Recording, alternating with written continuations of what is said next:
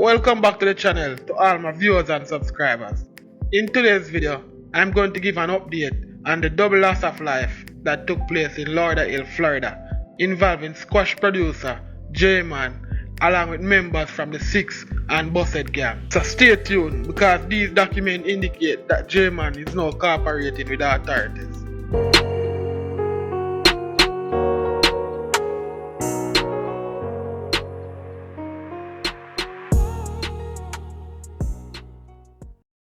Okay, so let me make this clear. I don't care about squash. I don't care about Jman. I don't care about Ford Lad. And I don't care about muscle. But what I do care about is the law-abiding citizens of Jamaica. So if all of them man here who involved is to go to prison, it would make Jamaica a better place. Because I do believe, if you can't do the time, then you don't do the crime. So let's now get to the documents. So this first document on your screen was filed in the Circuit Court of the 17th Judicial District in Broward County, Florida.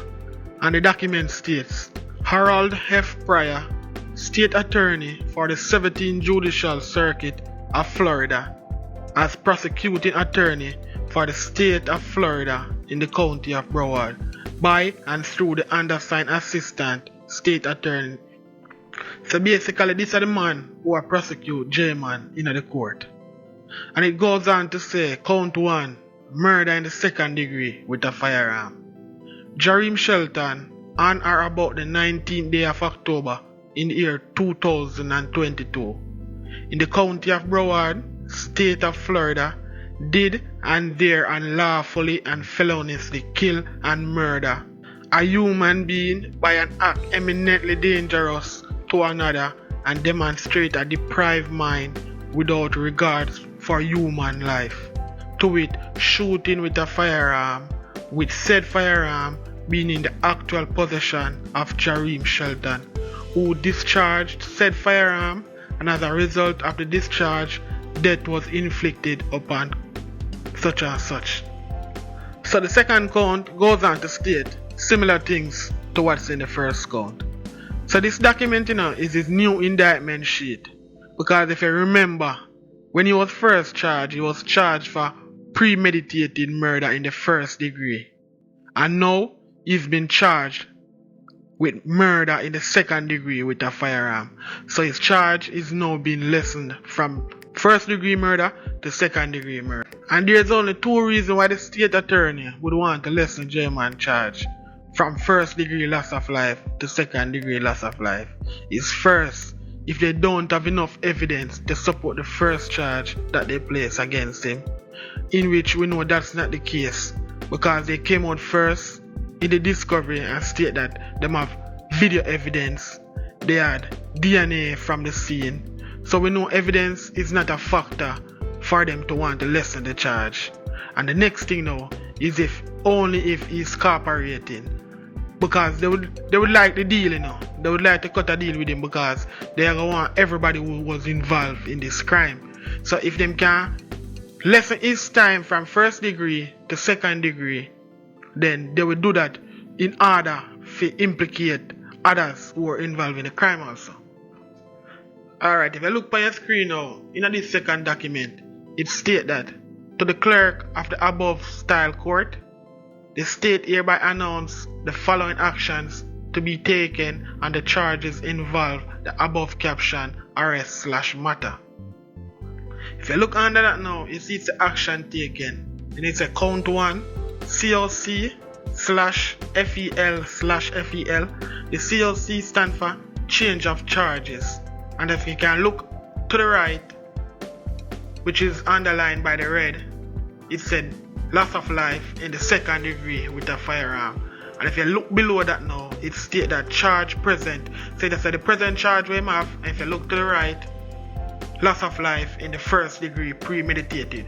So if you can realize it's changed from loss of life in the first degree premeditated to loss of life in the second degree with a firearm for both charges. So that for the both Ford Lad and Muscleman.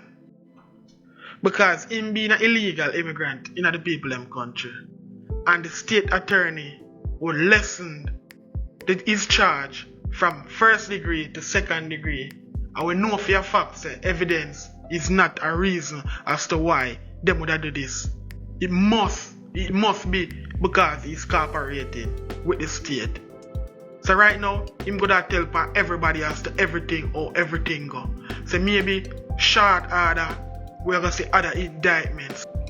Cause you have to understand, you know, them people don't just want one person involved.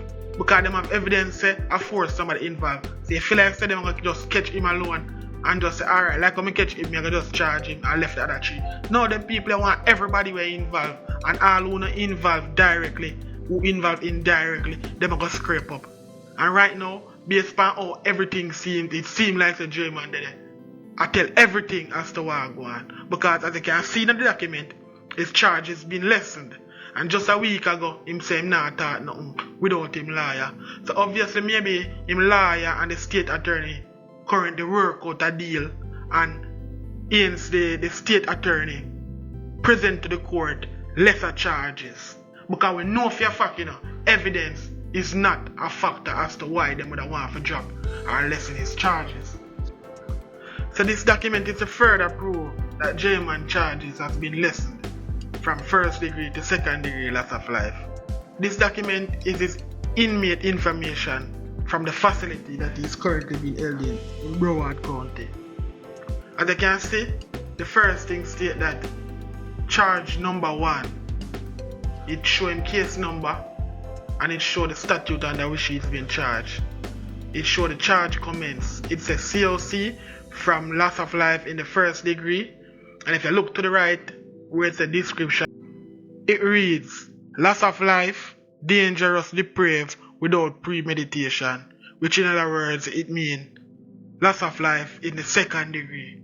And if you look down to the bottom now, it says charge status, and then if you look to the right of that, it said change of charge.